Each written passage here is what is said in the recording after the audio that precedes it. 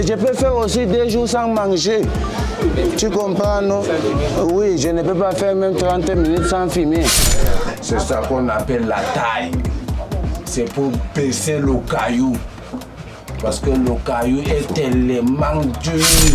Voilà l'exemple, voilà ce qui m'est arrivé dans la drogue. Et c'est pas avec ça qu'on m'a accouché, c'est la drogue qui m'a fait ça.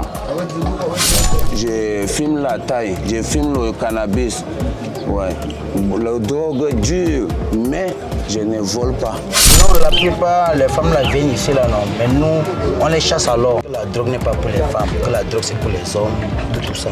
Que les parents comprennent que l'addiction, c'est un fléau, c'est une maladie. Tout ce à quoi ils pensent, c'est se shooter.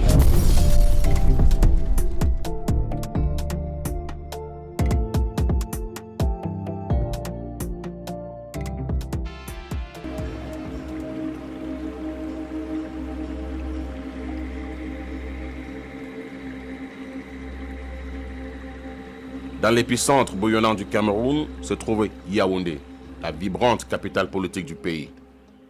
C'est ici, dans ces quartiers animés, que se déroule une histoire complexe et souvent méconnue, celle de Mokolo. Un des quartiers de la ville les plus habités où la toxicomanie sévit. Dans ce reportage, nous allons plonger premièrement au cœur de Mokolo pour découvrir les défis et les exploits des personnes confrontées à la drogue, ainsi que les efforts de l'Institut FADIPSI pour leur venir en aide. Avant de plonger dans le quotidien des consommateurs de drogue, nous mettons en lumière l'Institut FADIPSI, un centre dédié à l'assistance des personnes touchées par la toxicomanie. Leur courage et leur dévouement sont une source d'inspiration et nous rendons hommage à leur initiative louable de vouloir aider ceux qui en ont le plus besoin. Nous donnons la parole aux consommateurs de drogue, recueillant leurs témoignages sincères et poignant sur leur parcours à la consommation de la drogue. Pourquoi ont-ils commencé? Ont-ils connu la prison? Ont-ils reçu une aide gouvernementale? Le désir d'arrêter? Leurs paroles éclairent sur les défis qu'ils affrontent au quotidien et les espoirs qu'ils portent. Moi, je tape le caillou, je fume la taille, je fume le cannabis. Ouais. La drogue dure, mais je ne vole pas. Parce que je suis l'homme, je suis connu comme un Mokolo. Oui, je suis connu. Je ne dérange pas, je ne connais pas agresser. Ouais, je ne fais pas les faux jeux. Tout le monde est avec moi. Ça me fait, je suis quand même tranquille. Si je prends ça même juste, c'est pour orienter les autres qui sont dans les erreurs. Parce que ça me fait mal, ils ne savent pas ce qu'ils sont en train de faire. Un jour, on va laisser, mais avec le temps. Révèle qu'étant bien qu'il consomme la drogue, il n'est point agressif et révèle que la consommation de la drogue l'aide à oublier ses soucis et à ne pas être jaloux de son entourage, ou encore d'envier les choses qu'il ne pourrait jamais se procurer. Bon, la manière qu'on vit là, donc c'est ça qui fait nous, on calme quand même un peu, sinon ça va nous donner les nerfs parce qu'on va voir, on a parlé ici, l'affaire des jalousies, quand tu vois quelqu'un porter les bonnes hauts, les bons pantalons, les bonnes chaussures, les autres sont jaloux, tu vois un peu, bon, moi ça me fait calmer quand même mes nerfs, je n'ai pas besoin de voir ça de mon côté. Il nous révèle qu'avec l'effet de la drogue, il ne consomme pas de la nourriture comme il en devrait, mais affirme qu'il ne peut pas s'en passer de fumer car il est capable de rester plusieurs jours sans manger, mais il ne peut pas rester plusieurs jours sans fumer. Je mange, mais je peux faire aussi 2 jours sans manger. Tu comprends, non? Oui, je ne peux pas faire même 30 minutes sans fumer. Mais je peux faire même 2 jours sans manger.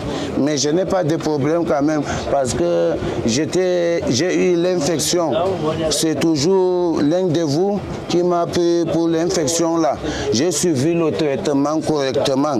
Pour lui, si le gouvernement camerounais pouvait l'assister à acquérir un permis de conduire, il pourrait travailler dans une société comme chauffeur. Il est conscient que s'il venait même à demander de l'argent au gouvernement, il n'en recevra pas. Bon, moi aussi, j'ai choisi, non, il faut que d'abord, on me fait, le gouvernement même d'abord me fait mon permis. Quand j'ai mon permis, je connais qu'eux-mêmes, ils vont me donner là où je vais conduire. C'est aussi un diplôme. C'est ce que je réclame parce que à nos jours, si tu demandes au gouvernement, tu veux faire quelque chose que l'argent va sortir, tu ne peux pas avoir. D'après le témoignage de certains, leur arrivée dans le monde de la drogue s'est fait à travers les liens familiaux. Pourtant, jadis, un élève au lycée, mais aujourd'hui assombri par la consommation de la drogue. Avant, j'étais un élève. C'était un grand frère à moi qui m'a pris comme un petit. Et lui, il consommait. C'est lui qui m'a mis dans le monde de la drogue. Il nous révèle qu'à cause de la tuberculose osseuse, il a dû arrêter parce qu'il se voyait déjà mourir à petit feu. Car après 15 ans de consommation de la drogue, ça devient quasi impossible d'arrêter. Jusqu'à la maladie m'a pris la tuberculose osseuse. Ça m'a déformé le dos. Et je suis rentré au nord. J'étais rentré au nord. Je suis parti soigner ça à l'hôpital City. Comme j'ai fini le traitement, je dis que je continue ça une seule fois comme ça sans alors consommer. C'est pour ça que j'ai arrêté. Voilà l'exemple, voilà ce qui m'est arrivé dans la drogue. Et c'est pas avec ça qu'on m'a accouché, c'est la drogue qui m'a fait ça. Donc c'est en consommant la drogue que j'ai pris la tuberculose osseuse.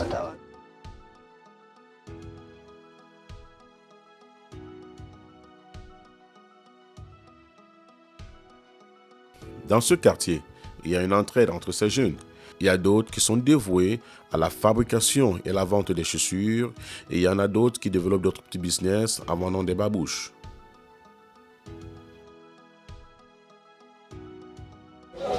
Je vois les frères sont en train de fumer aussi. Et moi aussi, je me suis mêlé dedans. Bon, je suis en train de fumer aussi. Comme eux. Depuis que je fume la drogue, je n'ai jamais fait la prison.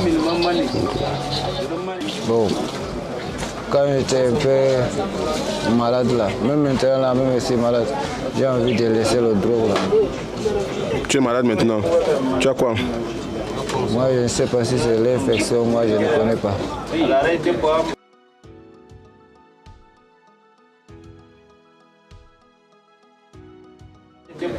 Nous rencontrons des personnes qui côtoient les fumeurs sans consommer eux-mêmes.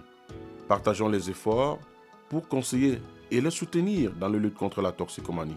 Là, ce sont mes frères, non? Moi, ce n'est pas mon habitude. C'est toujours mes frères. Je ne peux même pas fumer mes frères parce qu'ils fument ou pas. Je peux rester quand même ensemble avec eux. Je peux conseiller quand même les autres qui ne fument pas de rester comme moi sans fumer. Ah, si tu as la tête dure, tu peux faire ce que tu veux. Mais moi, je ne fume pas. Je suis là depuis... Ça fait 17 ans maintenant que je suis ici. Je n'ai jamais fumé, je n'ai jamais bu, je ne bois pas, je ne fume pas. Et je suis toujours ensemble avec eux. Sur le plan de la santé, l'un de qui, lui, nous affirme qu'il ne consomme pas, mais révèle que parmi les consommateurs, personne ne prend réellement soin de lui-même. Les gens seulement donnent la tête sur ça, non? C'est quelque chose qui seulement donnent la tête sur ça. Il n'y a même pas un drogué qui prend soin de sa santé ici, là. Ça les fait maigrir, personne ne mange. Et même ils voient seulement que la drogue là est bien pour eux, mais ça ne vaut même pas la peine. Ça les gâte au contraire. Ça donne les infections par ici. Lorsqu'ils se partagent la drogue là, oui. Quand il y a des partages, que non, tu fumes, tu donnes à l'autre, il fume, l'autre me donne aussi, il fume. Bon, c'est comme ça, la salive, on laisse ça, quand ça se collecte là, non, oui. Il y a l'infection pulmonaire. Ils réitèrent que seule leur conscience peut leur demander d'arrêter la drogue. Pour lui, fumer de la drogue pourrait aussi être une addiction pour leurs enfants plus tard. Je l'ai dit en parlant, ça dépend. Moi, je l'ai pas juste. Parce que l'homme, quand il parle à un homme, quand il veut vraiment avancer, hein, il va suivre ce que tu veux, ce que tu lui dis, c'est vraiment une bonne chose que tu lui dis, non? S'il est conscient, il peut laisser. Tu n'as pas besoin de le fouetter, tu n'as pas besoin de le fouetter pour dire que non, laisse ça, non. Rien que sa conscience va lui juger que non, ce qu'il fait là, c'est pas bien. Bah, dans un bout de temps, j'aurai les enfants, quoi. Bon, tu vas voir que tu as les enfants plus tard. Et tu n'aurais pas besoin que tes enfants finissent aussi dans la drogue comme toi. C'est impossible. Wow. Si toi, tu acceptes que tes enfants finissent dans la drogue, non? C'est pas normal. Toute ta famille, c'est alors comme ça. Si tu es seulement d'accord que tout le monde finit dans la drogue comme toi. Il nous révèle que les femmes ne sont pas autorisées dans ce quartier. Toutefois, qu'une femme est aperçue, elle est chassée et ne doit n'y rester. Mais autant, ces femmes pourront venir se procurer de la drogue si elles en ont besoin, mais elles iront ailleurs pour fumer. La plupart, les femmes là, viennent ici, là, non. Mais nous, on les chasse alors. Pourquoi? Les consommateurs les chassent, puisque ils disent que la drogue n'est pas pour les femmes, que la drogue c'est pour les hommes, tout ça. La plupart, ils chassent les femmes. Mais elles ne filment pas parmi nous, parce que nous, on ne peut pas parler de ça. Ils filment en cachette. À part les dealers, à part le dealer et elle qui connaissent vraiment ce qui se passe. Il y a une forte solidarité dans ce quartier. Les plus forts protègent les plus faibles et n'acceptera jamais que l'un de leurs soit battu par un autre groupe venant d'ailleurs. Même de militaire, même de carrière, même de bataillon, quand tu viens taper quelqu'un, si tu parles, c'est impossible. Personne ne peut t'accorder ça. Même quand tu ne peux pas accorder qu'un intrus vient taper ton frère, il parle. C'est ça qu'on appelle la solidarité entre nous ici. Là. On appelle solidaire. Personne ne peut voler la chose de d'autrui. Tu ne peux pas voler la chose de d'autrui. Parce que quand tu vois, on va connaître que c'est toi. Et comme partout ailleurs, il y a un mythe qui a toujours régné. Comme quoi, la plupart des toxicomanes sont aussi des braqueurs, des agresseurs et voleurs. Mais ici, l'un de leurs démontre contrairement que ce n'est pas toujours le cas. Tous les consommateurs de drogue sont automatiquement des braqueurs, sont automatiquement des voleurs. Pourtant, c'est un mythe, ce n'est pas une réalité. Comment est-ce que vous expliquez cela? Pourquoi est-ce que les gens pensent comme ça? Non, la plupart, c'est certaines personnes qui pensent comme ça. Là, non. Il y a certaines personnes qui non, parce que c'est aussi un drogue. Il fume la drogue, c'est un bandit. Tout à fait. Au contraire, la plupart, tu vois même le dehors, quand tu marches, tu es bizarre, tu es un peu sale. Tu fais un peu les faux gestes, tandis que non, tu es un voleur ou bien tu es un agresseur. Au contraire, il y a celles qui partent travailler leur argent propre, la sueur de leur front, hein, qui viennent toujours fumer la drogue. Beaucoup. Mais qui n'ont jamais pris la chose d'autrui. Oui, tu vois même un bruité comme ça, il pousse la brouette, mais il vient acheter la drogue. La réalité de la présence policière sur le terrain est mise en lumière alors que le tournage progresse. Car ils sont venus pour un contrôle et se rassurer de la sécurité de ces jeunes ainsi que la nôtre. Ce documentaire ne fume pas. Ok. Ah, c'est un documentaire? Oui, monsieur. Comme toujours, l'habit ne fait pas le moine. Ou alors, ce n'est pas toujours celui qui achète la nourriture qui a faim. Un de leurs nous affirme, bien qu'il a une femme et des enfants, il consomme la drogue depuis longtemps, mais une drogue qui est différente de celle des autres. On ne peut pas globaliser la drogue en général, comme moi je fume.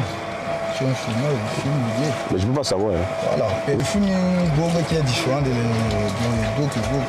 Parce que c'est mélangé, c'est beaucoup. Bah attends, ici on a quoi? On a le cannabis. On a le cannabis. On a la taille. On a la taille. La colle. Non, il y a la colle, il y a la dièse. Tramol. Oui, tout ça un peu. Donc ce n'est pas seulement le cannabis. Bon, maintenant, parmi les drogues qui dérangent beaucoup des gens, là, qui ramènent ceux qui le touchent, c'est plus le caillou, la taille. Tu vois, non, ça ne donne pas l'appétit. Ah, ok. Parce que quand tu ne te nourris pas, tu maigris. Donc, ouais, ça veut dire que beaucoup de choses là sont dues au fait de ne pas manger. De ne pas manger. Ok. C'est tout. Ça fait de ne pas manger. Que... Mais même s'ils ne mangent pas, ils ne boivent pas le lait ou bien ils ne mangent pas les œufs pour essayer de compenser. Général, non, c'est l'église en général. Pourtant, la drogue n'est pas faite ici. La drogue, c'est un truc en général qu'on prend, c'est pour méditer. Ok. Peut-être comme le cannabis. Tout à fait. Pour lui, il faut fumer du cannabis pour se sentir à l'aise dans sa peau. Tout de même, il conseille à nos enfants et nos jeunes frères de ne pas le faire, car il suffit seulement d'une seule fois pour ne jamais ressortir de cette addiction. Comme moi, je peux laisser le bien, je laisse. Mais ça ne me travaille pas, ça ne me exige pas. Okay. Voilà, c'est quand je me sens frais, s'il faut prendre. Voilà, puis quand je prends la route pour aller dehors, je vais aussi aller dehors avec ça. Non, de ne pas entrer.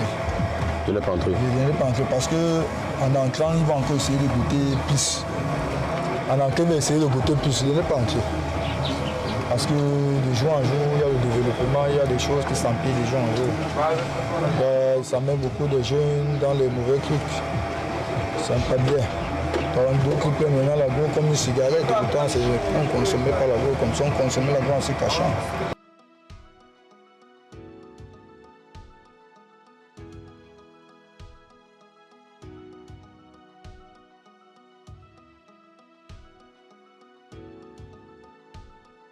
Nous examinons les conditions de vie dans lesquelles vivent les consommateurs de drogue. Nous constatons leur milieu insalubre, dans lequel ils vivent leur paisible vie sans toutefois se soucier du lendemain. C'est ainsi que les contaminations se multiplient et la prise en charge devient comme une épine pour eux. Nous attendons également la perspective d'un dealer dont le visage est masqué sur les drogues utilisées et son rôle dans le quartier. Il témoignera à visage masqué, affirmant que s'il y avait un travail de chauffeur pour lui, il laissera la drogue. Il nous dit que dans sa vie, il a toujours voulu travailler, mais il n'a jamais souhaité être un grand dealer. J'ai envie de faire l'aventure pour voir en France, pour chercher ma vie. Mais comme je n'ai pas le moyen, je suis en train d'abord de me débrouiller ici avec les amis. Même si c'est maintenant, je suis prêt. S'il y a la possibilité de me faire ça, je suis prêt, même si c'est maintenant. Je peux laisser l'endroit. S'il y a quelqu'un qui peut me faire ça, je suis directement, sans douter. Beaucoup sont conscients des dégâts que peut causer la consommation de la drogue, mais d'autres soutiennent le fait en prenant compte du plaisir que peut leur procurer cette substance. Abega confirme que le mixage de ces drogues peut conduire le consommateur à faire des choses qu'il n'aurait jamais souhaité. Ça te conduit en erreur. Bon, pour ne pas que tu entres dans les erreurs là, il faut ça là, ça baisse. Donc ça là c'est le baissage qu'on appelle la taille. Oui, parce que le caillou c'est une drogue très dure. Ça conduit même, là, tu pars agresser. Et ça coûte cher. Bon, il te faut ça là pour baisser ça. Ouais, ça ne te conduit pas. Ça ne te conduit pas en erreur. C'est ça qu'on appelle la taille. C'est pour baisser le caillou. Parce que le caillou est tellement dur. Si sans ça là, tu peux taper même 10 millions. Hein? Et si tu vois les 10 millions est fini, et tu as envie de taper encore, obligé tu vas connaître les actes qu'il ne faut pas que tu commets. Tu peux jeter même un homme en terre. Mais ça là, ça fait que ça calme ça. Ça ne te donne pas les nerfs là. C'est ça qu'on appelle la taille. On filme aussi ça dans le gay. Bon, maintenant, moi, si je mélange avec le gay, bon, je vais dormir. Tu vois un peu. Mais quand je prends comme ça, là, ça me calme, je suis sur place, ça ne me fait pas qu'aller chercher pour taper encore le caillou. Bon, ça, là, ça ne prend pas beaucoup de temps. Mais ça, donc, c'est comme l'envie. Donc, tu vois un peu, non, comme un plaisir. Bon, ça fait que ne te faut pas bouger parce que ça là, la taille que tu vois là, n'aime pas les mouvements. Est-ce que vous comprenez la partie là, ça n'aime pas les mouvements. C'est ça qui te fait tranquilliser. Bon, et ça là, si tu consommes ça aussi, tu dis que tu n'es pas dans le monde des cailloux, hein? Tu vas consommer ça plus que le caillou aussi. Mais ça ne te conduit pas dans les erreurs. Oui, mais le caillou te conduit dans les erreurs. Parmi eux, on retrouve un qui est dans un stade de maladie avancée. Il affirme qu'il est couché déjà depuis 2 mois, sans soutien et abandonné à sa propre merci. Il est à la recherche désespérée d'une prise en charge. Une prise en charge pourront lui garantir un meilleur traitement. C'est avec cette potion de fortune dans cette bouteille qu'il se fait soigner, affirmant que ce produit est destiné à tuer plus de 200 maladies qui pourront attaquer le corps humain.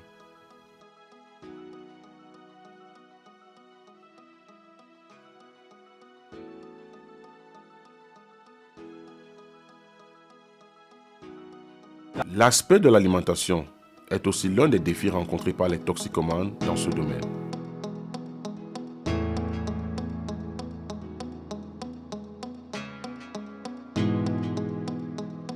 Des membres de l'association FADIPSI viennent en aide aux toxicomanes, offrant des examens et des traitements en ce jour sur le terrain pour une campagne de dépistage.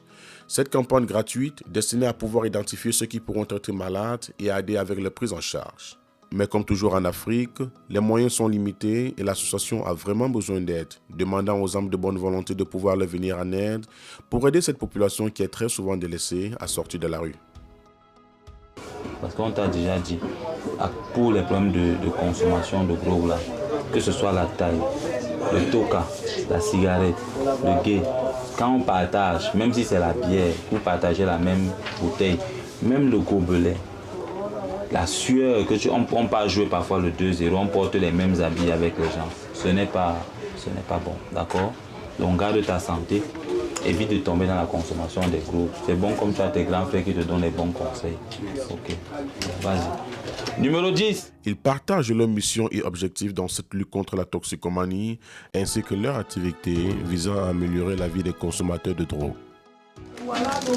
La journée a été fructueuse, on peut dire comme ça, parce qu'on a permis quand même à 14 personnes aujourd'hui de connaître leurs résultats, parmi lesquels on a eu deux cas positifs qui ne savaient pas qu'ils étaient malades. Donc, parmi lesquels il y a un mari. Voilà, en plus, il y en a un qui est marié parmi ceux qui sont positifs, donc il est probable que même sa femme, et même peut-être qu'ils n'ont pas d'enfants selon ce qu'il a dit, mais même sa femme peut déjà être contaminée.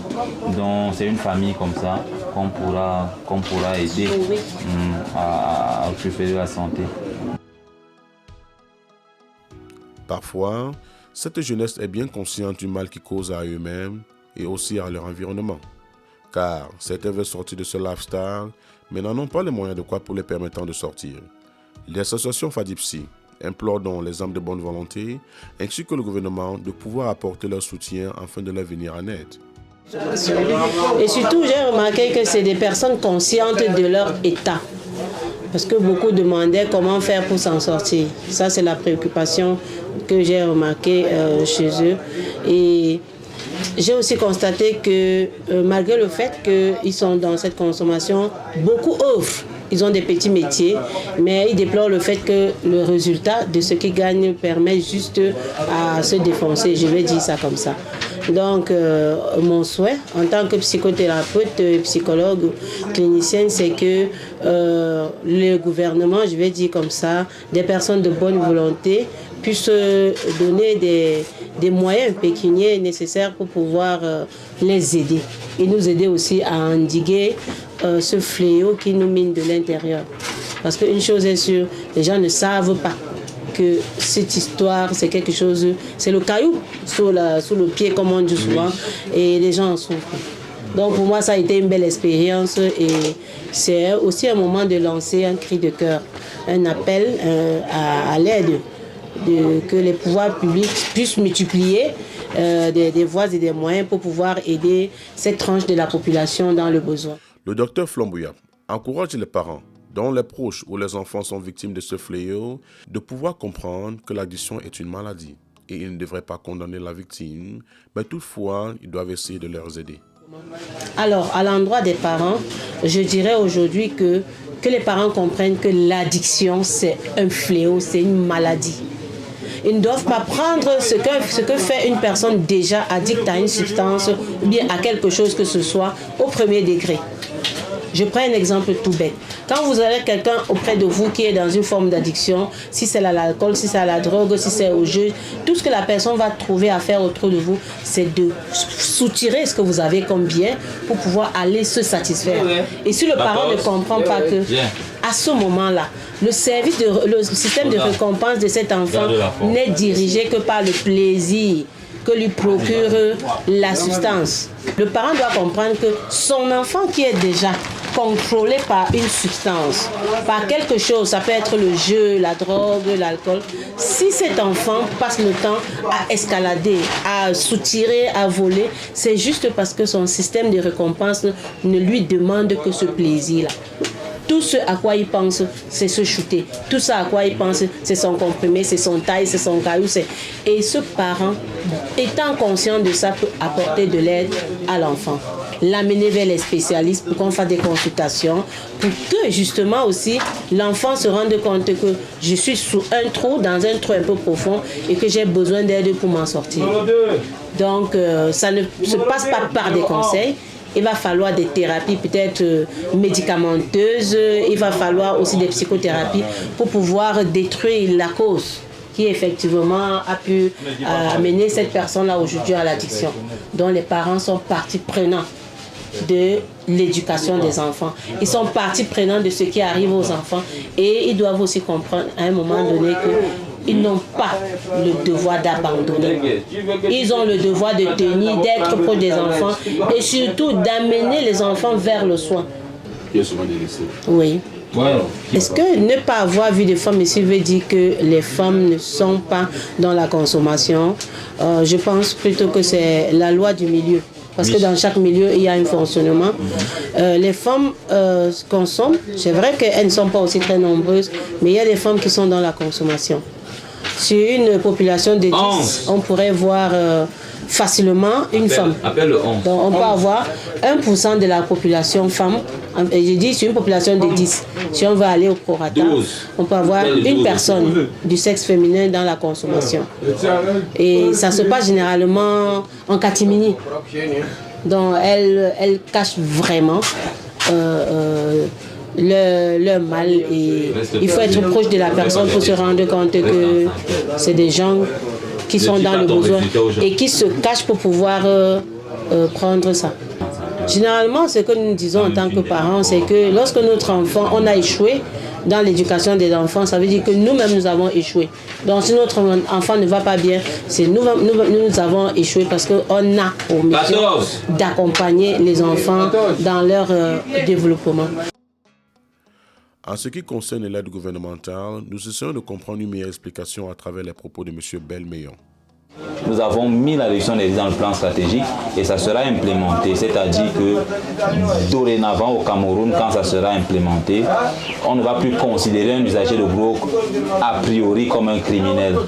On va le considérer d'abord comme un malade, comme quelqu'un qui a besoin d'aide. Et à tous les niveaux, que ce soit au niveau de la police, de la gendarmerie, des organes même de répression, la façon, l'approche qu'il y aura par rapport aux usagers de drogue va vraiment changer. Nous espérons qu'avec ce nouveau plan stratégique national, ça sera le cas.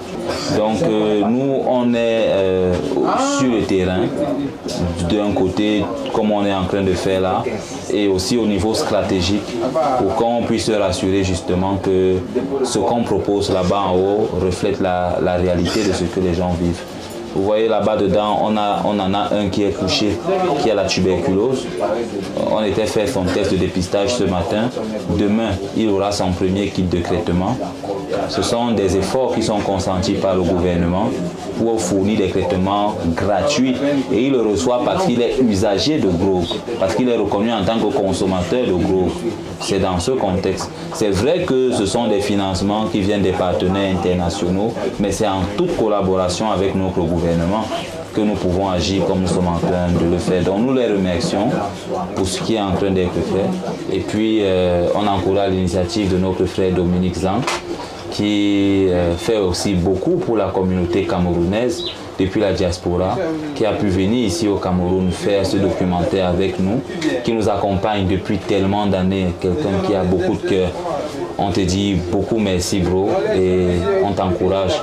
Continue comme ça, c'est Dieu qui va te récompenser pour ce que tu es en train de faire. On souhaite beaucoup de courage à toutes les organisations comme les nôtres qui travaillent à travers le monde, que ce soit en Côte d'Ivoire, au Sénégal, où beaucoup d'efforts sont faits.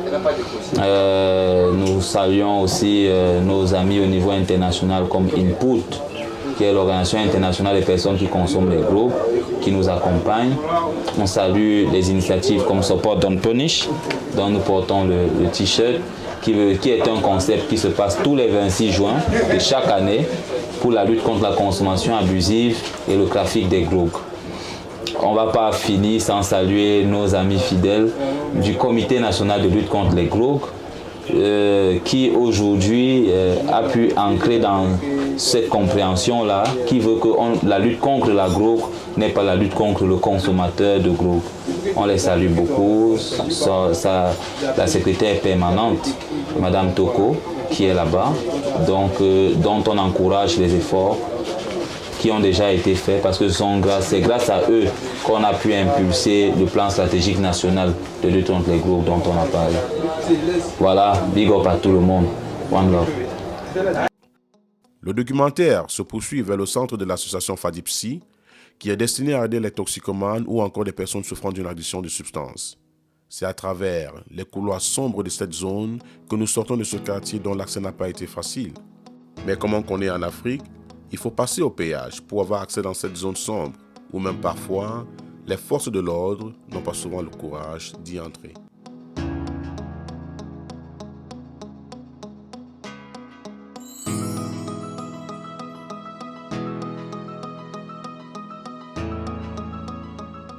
Bienvenue au centre de l'association Fadipsi, situé dans le quartier de Colbison, derrière l'université catholique, dont la mission est d'assurer la prise en charge des personnes en situation de détresse psychologique et d'accompagner toute personne dépendant dans leur sevrage. Le docteur Flom Bouyab nous donne quelques points de vue sur la structure, le personnel et la gérance de l'organisation, ainsi qu'un statut sur les personnes qui sont bénéficiaires de ce cadre. Moi, je consulte ici. Oui, donc je consulte là. Pour les gens qui viennent et partent. Chaque chambre a sa douche. C'est identique de l'autre côté en fait. Elle nous fait une visite des lieux, question de bien voir ce qui a déjà été fait. Elle affirme qu'il y a encore beaucoup à faire, mais que cela se fera progressivement, dépendant des moyens. N'ont pas droit au téléphone, mais ils communiquent avec la famille à l'aide du téléphone du psychologue. Okay. Oui, parce qu'on doit les restreindre de contact avec les fournisseurs. Okay. Oui. Parce que une chose est sûre, c'est que Fadi manquait un peu, on va dire ça comment? Sponsor, moyen. Sponsor, oui. Donc j'ai pris l'autre maison là exactement comme ça. 2 chambres que j'ai aménagées. Donc c'est exactement comme l'autre était. Je vais aussi faire la même chose pour les femmes. On met un lit là, on met 2 lits. Et il y a les toilettes. Fadipsi fonctionne comme si c'était une maison. Mais une maison dans laquelle on fait des choses autrement.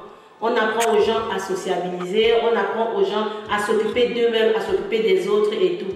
On ne voudrait pas que pendant les repas, les hommes et les femmes soient ensemble et que même pour dormir, ils soient ensemble. Là, on risque de créer beaucoup plus d'autres problèmes que le problème qui les ont amenés ici. Par exemple, trouver des gens qui tombent amoureux, parce que le rapprochement de l'espace, en fait, les y a poussés. Donc, si les femmes sortent de leur secteur, ils retrouvent les hommes de leur secteur, ils vont faire des activités ensemble, mais le soir, chaque sexe rentre dans son secteur. Oui, ça permet au moins que dans leur tête, qu'il n'y ait pas cette tentation-là et qu'ils vaquent à leurs activités et surtout qu'ils dorment en paix, quoi.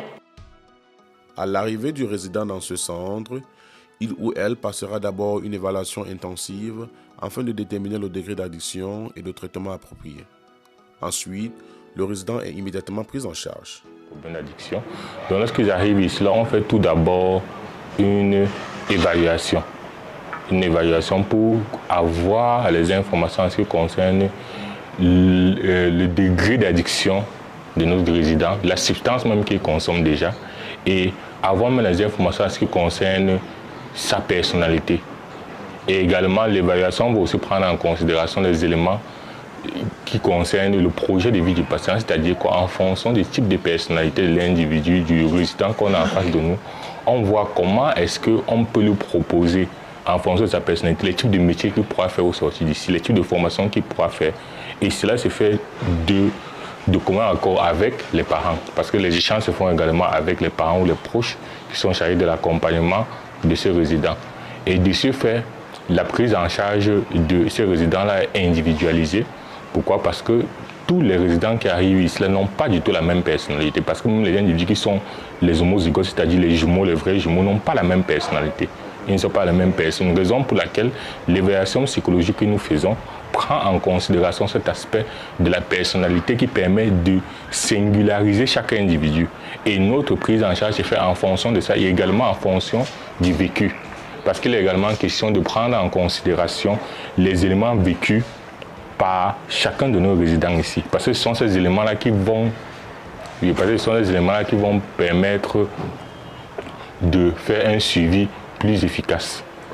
Monsieur Eric Sachwa révèle aussi que le taux de réussite s'élève à près de 75% et que les 25% liés à l'échec est dû au fait que certains résidents ont fraudé ou alors n'ont pas respecté le règlement intérieur. 1 an, presque 3 mois d'activité déjà, nous avons eu un taux de réussite de près de 75%. Et les 25 autres pourcentages, les 25 autres qui ont échoué étaient dus au fait qu'il n'y a pas eu de respect au niveau du règlement intérieur du centre. Raison pour laquelle nous avons mis dehors. Nous avons expulsé parce qu'il y avait beaucoup d'éléments, il y avait beaucoup de règles qu'ils avaient enfreintes et nous ne pouvons plus supporter de rester avec eux ou alors travailler avec eux. Parce qu'au niveau des règles de notre règlement intérieur, il n'y a pas eu de respect en ce qui concerne ces règlements-là. Il y a même eu certaines altercations avec certains membres du personnel par ces résidents-là. Donc nous ne pouvons plus continuer de travailler avec eux. Parce que pour qu'un résident arrive ici, il faudrait que le résident lui-même ait cette volonté de pouvoir guérir. Si c'est que cette personne ne manifeste pas cette volonté, de pas même le respect du règlement qui est propre à notre institution, c'est que là, ça ne pourra pas marcher. La prise en charge se fait normalement en 2 volets. Le premier volet, c'est ici au centre. Le deuxième volet, c'est le suivi lorsqu'ils sortent du centre. Parce que lorsqu'ils sortent du centre, il y a 6 mois encore de suivi qui doit être fait soit en présentiel, soit à distance via WhatsApp ou via un autre réseau social. Donc, pour ceux qui ont récidivé, c'est ceux-là qui n'ont pas respecté le suivi après. C'est-à-dire, après, on demande normalement au résident qui va sortir de faire un suivi d'au moins 1 fois par semaine. C'est-à-dire, on échange avec lui pour voir comment est-ce qu'il s'adapte face à son nouvel environnement, face à l'environnement qu'il avait abandonné durant un certain nombre de temps pour y retourner là-bas. Pour voir si les armes que nous avons mis à sa disposition, si les moyens que nous avons développés, les ressources que nous avons développées en lui permettent de mieux gérer les nouvelles situations stressantes auxquelles il peut faire face. L'association est en mesure d'assister avec tout genre de cas d'addiction et les résidents qui suivent les traitements sont eux-mêmes en mesure de témoigner. En fait, j'ai été admis ici au centre depuis le 21 novembre 2023 suite à une addiction à la consommation de l'alcool et du tabac. En fait, le centre m'a admis pour un désintox et une adaptation à remédier à cette addiction-là. Alors, et quitte à ce qui se passe ici au centre, en fait, le centre a pour but de me suivre. La première partie a commencé par une cure de désintox visant à nettoyer le système. À nettoyer le système et les organes endommagés par rapport à la consommation d'alcool. Et l'admission proprement dite ici au centre est le but de me réintégrer dans la vie sociale après, qu'est-ce que je peux dire, m'intégrer dans la vie sociale après désintox, c'est-à-dire ma vie après avoir abandonné cette addiction, avoir abandonné la consommation de l'alcool et de la cigarette. C'est ça le but ici au centre. Et quitte à en ce qui concerne ce qui se passe ici au centre, nous avons des activités que nous menons en dehors des séances de thérapie. Le suivi journalier par l'auxiliaire de vie et l'encadrement par tout le personnel. Déjà, en ce qui concerne l'alimentation ici, j'ai droit à un petit déjeuner consistant, à un repas de midi et le soir, un repas qu'on appelle généralement ça le dîner. Je mange suffisamment et consistant. En ce qui concerne le repas. Comment se compose le staff avec vous? Non, nous sommes en famille ici. En famille. Il n'y a pas de différence entre la famille de la famille de la maison, excusez-moi le terme, et cette famille que j'ai rencontrée ici. Avec cette ambiance qui règne au sein de cette organisation, l'association FADIPSI garantit un meilleur suivi pour les résidents. À leur sortie, ils pourront se créer un business ou même devenir entrepreneurs avec la connaissance qu'ils ont appris durant leur séjour. Au sortir de ce centre, je vais retrouver une vie meilleure et retourner vaquer à mes occupations qui me concernent. Déjà en passant, je suis fermier et je dois rentrer tenir ma ferme comme il se doit. En fait, c'est ça mon objectif. Oui, pour ceux qui cherchent une solution de s'en débarrasser, je leur dis le tout c'est la volonté, c'est d'accepter qu'on est malade, puisque je prends ça comme une étape de maladie, d'accepter de se faire soigner comme si on tentait de se soigner du paludisme. En fait, cette addiction-là, c'est une maladie dont on néglige et qui, à la longue, nous tue. Parce que ça tue exactement le mental. Ça tue exactement le mental et qui fait en sorte qu'on se sent délaissé, rejeté par la société et surtout par la famille. Donc, le tout, c'est d'avoir la volonté et d'être d'accepter de l'aide de ceux qui tendent la main pour le faire.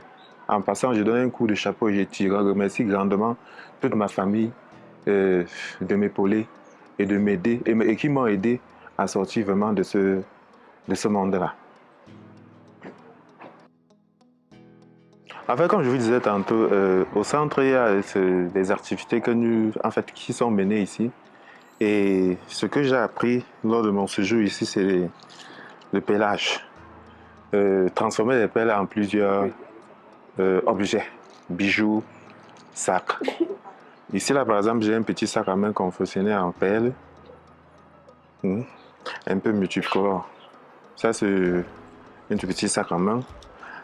Là, c'est une pochette, on peut dire une trousse. On pense que ce n'est pas encore fini parce qu'on doit prévoir une doublure à l'intérieur et la fermeture pour que ce soit comme une pochette. En dehors de ça, nous faisons des porte-clés avec les différents modèles. Là, c'est un porte-clés en cœur. Ici, c'est un porte-clés, on peut dire, rond. Et aussi ce type de porte-clés. Ça, c'est toujours un modèle de porte-clés. Bon, en fait, on peut faire... Les porte-clés ont plusieurs modèles. Et on peut aussi faire également des nappes de table, les centres de table. Oui, les centres de table. Et aussi des sous-verres de ce genre. Et en dehors de ça, on a aussi on peut faire des sous-tasses, des sous-plats. Et avec des pelles, on fabrique vraiment beaucoup de choses. Ça, c'est un sac grand modèle également. Donc, ce sont des activités. Ça fait partie des activités que le centre mène, en fait. Donc, c'est ce que j'ai pu faire ici pour le moment. Combien de temps? Je l'ai fait, on peut dire, au bout de 3 semaines à mon arrivée ici. Wow. Et lors de l'apprentissage, je fabrique et je peux emmener après mon séjour. Bon, tu peux faire des cadeaux ou des présentoirs pour d'éventuelles commandes. En fait, c'est ça.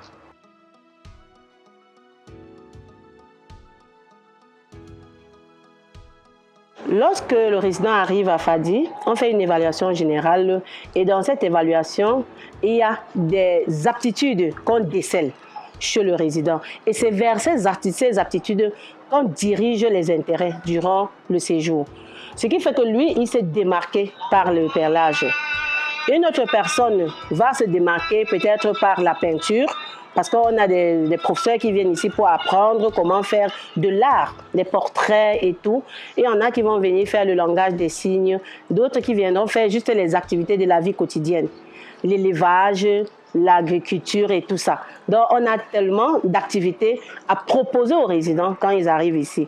Et c'est selon le besoin, selon l'aptitude de chacun, qu'on canalise la personne vers sa voie. C'est ce que je voulais ajouter au propos de Samy. Là, on a un artiste. Ça veut dire même après sa sortie d'ici, il pourra faire des gâteaux d'anniversaire. Il ne vous avait pas parlé de ses talents de pâtissier. Ici, il a appris à faire les gâteaux. Il peut faire des gâteaux d'anniversaire. Il peut faire des petits sacs comme ça pour offrir aux gens. Et vous voyez, c'est des trucs qui sont tellement beaux. C'est des pièces uniques en fait. Imaginez-vous l'anniversaire de votre maman, vous lui faites juste un sac à sa taille avec ses couleurs et tout, personnalisé. Et hop, personne ne lui aurait fait ça. Voilà un sac avec les couleurs du Cameroun, le drapeau. Plein de belles choses. Et ça ressort le génie en fait. Ça fait que la personne découvre des choses qu'elle ne connaissait pas avant d'entrer à Fadipsi. Et tout ça, on lui dit merci parce qu'il a su, utiliser l'énergie qu'on lui a donnée pour pouvoir réaliser ce qu'il avait au fond de lui. Oui. Ce documentaire nous transporte au cœur des défis et des espoirs des fumeurs de drogue à Mokolo, ainsi que des efforts de l'Institut Fadipsi pour les offrir une voie vers la réhabilitation. À travers les témoignages poignants et les actions inspirantes, nous sommes témoins d'une communauté qui lutte pour un avenir meilleur, marqué par la sobriété et la dignité. Tout compte fait, nous acclamons l'apport du gouvernement jusqu'ici, mais aussi les âmes sensibles de bonne volonté qui accompagnent cette initiative. Notons ici l'apport des autres organisations qui aident ces jeunes délaissés dont la plupart d'entre eux ont perdu le sens de la vie familiale. Et comme ils n'ont personne vers qui se retourner, et même avec le désir d'abandonner le monde de la toxicomanie, ils vivent le jour au jour.